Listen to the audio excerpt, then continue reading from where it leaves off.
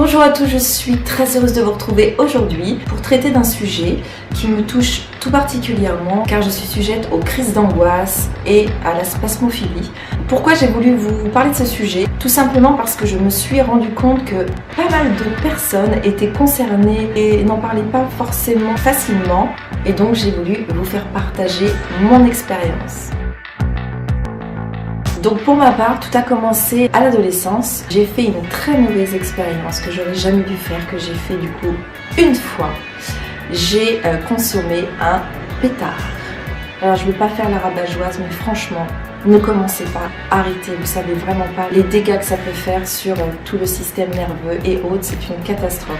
Et suite à ça, j'ai commencé à faire des crises d'angoisse et ça ne m'a plus lâché jusqu'à aujourd'hui. Comment les crises d'angoisse se manifestent chez moi? Eh bien tout simplement, ça peut arriver n'importe quand. Pas forcément dans des moments de stress, c'est ça qui est complètement dingue. C'est-à-dire que je vais être détendue, je vais regarder la télé, je vais être sur l'ordinateur, je vais me préparer à faire un bon petit repas ou ce genre de choses. Et là, bam, c'est parti. Les premiers symptômes en général, j'ai l'impression d'avoir un énorme coup de poignard dans la poitrine, donc autant dire que c'est hyper flippant. J'ai dû aller aux urgences 2-3 fois déjà avec les électrodes et tout ce qui va bien pour m'entendre dire que je faisais une grosse crise de panique. Donc c'est des douleurs intercostales, c'est des nerfs qui se coincent. Et on a tout simplement l'impression de mourir. Ça irradie dans la mâchoire, dans le bras, c'est vraiment les symptômes d'une crise cardiaque. Et ça peut durer plusieurs minutes comme plusieurs heures. On a ces premières douleurs qui sont réelles pour le coup. Et du coup, ça engendre une peur et ce qui va créer de la palpitation, donc l'accélération du rythme cardiaque. On a l'impression que le cerveau n'est plus irrigué, on a du mal à respirer. Et c'est là que la crise d'angoisse est à son paroxysme et au plus haut. J'ai des vertiges, des suées. C'est vraiment des points bien précis. Donc il semblerait que quand c'est une douleur, on peut avec le doigt montrer sa provenance, c'est pas grave.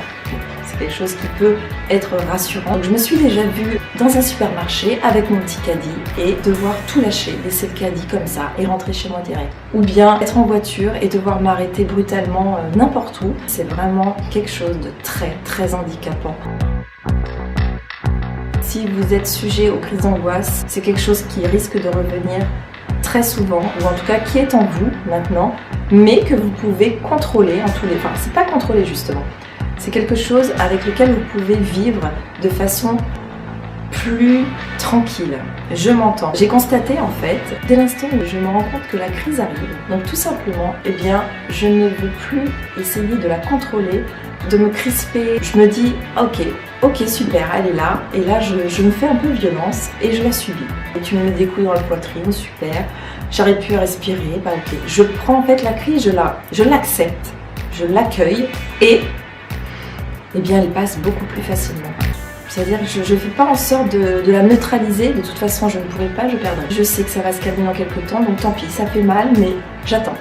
La chose ici à faire, c'est se dire, Caro, des crises d'angoisse, tu en as régulièrement. Et à chaque fois, bah ok, c'est chiant, mais ça se finit bien. Donc je relativise. Autre chose, quand j'ai vraiment la grosse crise, ce que je fais, si j'ai quelqu'un autour de moi, eh bien je lui en parle. Et le fait d'avoir cette personne en face qui va me dire mais c'est rien, c'est tout con, hein, mais ça me rassure. Je fais régulièrement en fait des cures de magnésium et pour le coup ça me fait vraiment du bien. Je pense qu'on a tous plus ou moins des carences en magnésium, donc ça peut pas faire de mal. Moi je fais des cures durant 2 mois, j'arrête pendant 1 mois ou 2 et je reprends. J'ai vraiment l'impression que ça me fait du bien. Donc c'est tout pour cette vidéo, j'espère que j'aurais pu peut-être rassurer certaines personnes qui souffrent de la même chose que moi.